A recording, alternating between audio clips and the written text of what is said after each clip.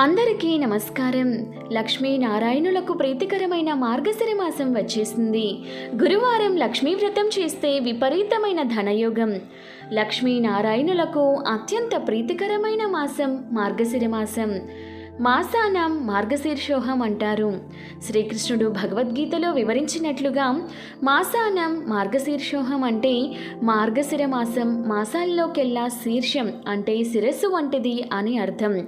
ఈ మార్గశిర మాసం శ్రీ మహావిష్ణువుకి అంకితం ఇవ్వబడింది. తెలుగు పంచాంగం ప్రకారం డిసెంబర్ 2వ తేదీ సోమవారం మార్గశిర పాడ్యమితో మార్గశిర మాసం ప్రారంభమై డిసెంబర్ 30 మార్గశిర అమావాస్యతో ఈ మార్గశిర మాసం ముగుస్తుంది. ఆధ్యాత్మికత వెల్లివిరిసే మాసం మార్గశిర మాసం. మార్గశిర మాసంలో 4 లక్ష్మీవారాలు వచ్చాయి.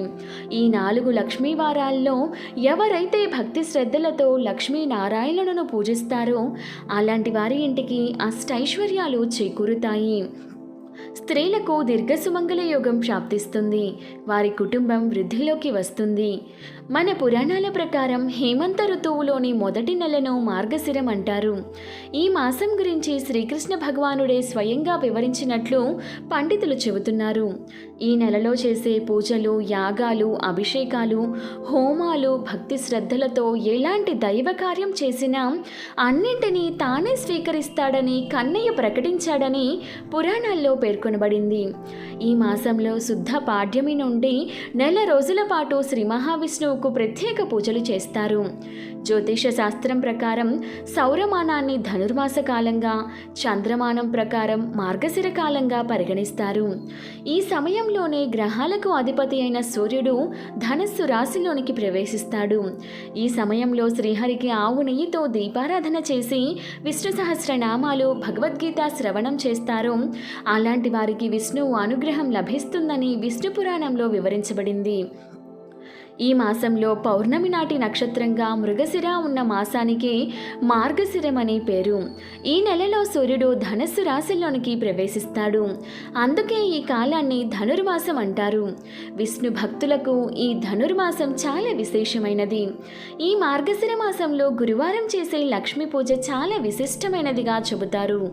విష్ణువుకు ఎంతో ఇష్టమైన ఈ మార్గశిర మాసంలో లక్ష్మీ పూజలు, ఉపవాస దీక్షలు సకల శుభాలను కలుగచేస్తాయని శాస్త్రాలు చెబుతున్నాయి. కార్తీక మాసంలానే ఈ మాసంలో కూడా ప్రతిరోజు ఒక పండుగ రోజే. వైష్ణవాలయాలను దర్శించుకునేందుకు, నారాయణుడిని అర్చించేందుకు, లక్ష్మీదేవిని పూజించేందుకు ఈ మార్గశిర మాసం ప్రధానమైనది.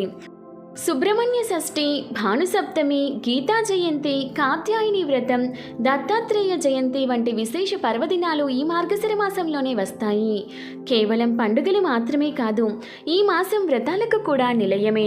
ఈ మాసంలో గురువార లక్ష్మీ వ్రతం, హనుమత్ వ్రతం వంటి వ్రతాలు కూడా ఈ మాసంలో ఆచరిస్తారు.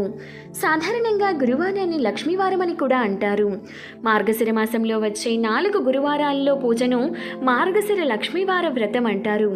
ఈ వ్రతం లక్ష్మీదేవికి చాలా ప్రీతికరమైనది. ఈ మాసంలో లక్ష్మీ పూజ చేసుకుని లక్ష్మీవార వ్రతాన్ని ఆచరించడం వల్ల అప్పుల సమస్యలు తొలగి సంపద, శ్రేయస్సు, ఆనందం కలుగుతుందనే విశ్వాసం. ఈ మార్గశిర మాసంలో ప్రతి గురువారం రోజున ఎవరైతే లక్ష్మీ వ్రతాన్ని ఆచరిస్తారో అలాంటి వారి ఇళ్లలో లక్ష్మీదేవి తిష్ట వేసుకుని కూర్చుంటుంది. జీవితాంతం డబ్బు కష్టాలు లేకుండా విపరీతమైన ధనలాభం కలుగుతుంది. అంతటి శక్తి ఈ లక్ష్మీవారాలకు ఉంటుంది. కాబట్టి స్త్రీలు లక్ష్మీవారాల్లో వేకువజామునే నిద్రలేచి శ్రద్ధా భక్తులతో లక్ష్మీదేవిని, నారాయణుడిని పూజించాలి. ఇలా పూజించిన వారికి జీవితాంతం డబ్బు కష్టాలు లేకుండా వారికి, వారి ఇంటికి విపరీతమైన ధనయోగం కలుగుతుంది. కాబట్టి ఈ మార్గశిర మాసంలో వచ్చే ప్రతి గురువారం నాడు సూర్యోదయానికి ముందే నిద్రలేచి చన్నీటితో తలస్నానం చేసి ఇల్లంతా పసుపు నీళ్లు చల్లుకొని ఇంటి గుమ్మాలకు పసుపు రాసి కుంకుమ బొట్లు పెట్టి ఇంటి ముందు కలకలలాడే ముగ్గులు వేసుకోవాలి. ప్రతి గురువారం రోజున మీ ఇంటి గుమ్మం అందంగా ఉండాలి. అప్పుడే మీ ఇంట్లోకి లక్ష్మీదేవి అడుగు పెడుతుంది. తరువాత పూజ గదిని కూడా శుభ్రం చేసుకొని దేవుడి ముందు ముగ్గు వేసి పూజకు అన్నీ సిద్ధం చేసుకోవాలి. లక్ష్మీ పూజను ప్రారంభించే ముందు తొలి పూజ గణపతికి చేయాలి. ఒక పసుపు గణపతిని తయారు చేసి పూజలో ముందు పసుపు గణపతిని ప్రతిష్ఠించి గణపతికి పసుపు కుంకుమలు, పుష్పాలు సమర్పించాలి. ఇలా గణపతి పూజ పూర్తి చేసిన తర్వాత లక్ష్మీదేవి పటాన్ని గులాబీ పూలతో అలంకరించాలి. ఎర్ర గులాబీ పువ్వులు అంటే లక్ష్మీదేవికి చాలా ఇష్టమైన పూలు. కాబట్టి ఎర్ర గులాబీలతో లక్ష్మీదేవిని పూజిస్తే డబ్బు కష్టాలన్నీ తొలగిపోతాయి. ఇలా అమ్మవారిని అలంకరించుకొని లక్ష్మీదేవి పటం ముందు దీపారాధన చేయాలి. అన్ని దీపాల కంటే పిండి దీపం చాలా శ్రేష్టమైనది. పిండి దీపం అంటే శ్రీ మహావిష్ణువుకు చాలా ప్రీతికరమైనది. కాబట్టి లక్ష్మీ పూజలో పిండి దీపాలు వెలిగిస్తే అంతులేని ఐశ్వర్యం కలుగుతుంది.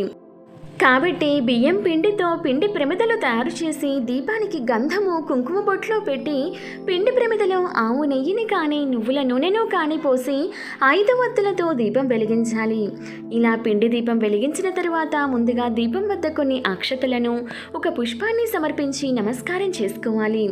అమ్మవారికి ప్రీతికరమైన పాయసము, పులిహోర, దద్దోజనము, గారెలు ఇలా ఏదో ఒక నైవేద్యాన్ని అమ్మవారికి సమర్పించి ధూపదీప నైవేద్యాలతో అమ్మవారిని పూజించాలి.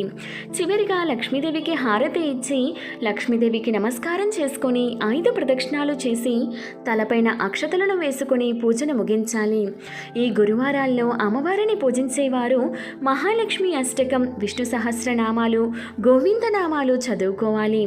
ఇలా 4 గురువారాలు పూజ చేసుకున్న తర్వాత ఆఖరు వారం 5 ముత్తైదువులను ఇంటికి పిలిచి తాంబూలం ఇచ్చి వారి ఆశీర్వాదం తీసుకోవాలి. మార్గశిర మాసంలో సూర్యుడు ధనస్సు రాశిలోనికి ప్రవేశించాక ఏర్పడే ధనుర్మాసంలో శ్రీ మహావిష్ణువుని పూజించాలి. విష్ణు స్వరూప దేవుళ్లను ఆరాధించాలి. ఈ మాసంలో విష్ణు స్వరూపుడైన వెంకటేశ్వర స్వామి వారిని ప్రత్యేకంగా పూజించిన వారికి వెంకటేశ్వర స్వామి వారి అనుగ్రహంతో అష్టైశ్వర్యాలు, లక్ష్మీ కటాక్షం చేకూరుతుంది. ధనుర్మాసం నెల రోజులు తిరుమల మొదలుకొని సమస్త వైష్ణవాలయాల్లో తిరుప్పావై పేరుతో మొదలయ్యి వేడుకలు గోదా కళ్యాణంతో ముగుస్తాయి. మార్గశిర శుద్ధ పంచమి రోజున నాగదేవతలను పూజించడం వల్ల శుభ ఫలితాలు కలుగుతాయి. అలాగే ఈ మాసంలో వచ్చే శుద్ధ షష్ఠిని సుబ్రహ్మణ్య షష్ఠిగా జరుపుకుంటారు. ఈరోజు కుమారస్వామిని పూజించడం వల్ల పెళ్లి కాని వారికి పెళ్లి, సంతానం లేని వారికి సంతానం కలుగుతుందని పురాణాలు చెబుతున్నాయి. ఈ మార్గశిర మాసంలోనే గోపికలు శ్రీకృష్ణుని భర్తగా పొందారట. కాబట్టి వివాహం కాని అమ్మాయిలు ఈ నెల రోజుల పాటు శ్రీకృష్ణుని పూజిస్తే మీరు కోరుకున్న వ్యక్తితో శీఘ్రంగా వివాహం జరుగుతుందని విశ్వాసం.